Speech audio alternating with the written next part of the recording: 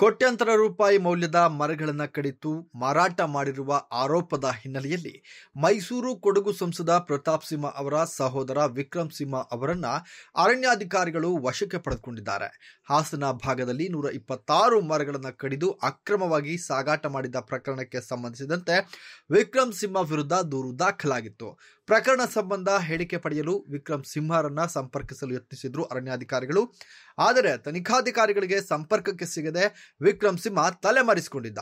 ಹೀಗಾಗಿ ವಿಕ್ರಮ್ ಸಿಂಹರ ಹುಡುಕಾಟವನ್ನ ನಡೆಸಿದ್ರು ಅರಣ್ಯಾಧಿಕಾರಿಗಳು. ಹಾಸನದಿಂದ ಬೆಂಗಳೂರಿಗೆ ಬಂದು ತಲೆಮರೆಸಿಕೊಂಡಿದ್ದ ಬಗ್ಗೆ ಮಾಹಿತಿ ಕಲೆ ಹಾಕಿದ್ರು ಅರಣ್ಯಾಧಿಕಾರಿಗಳು.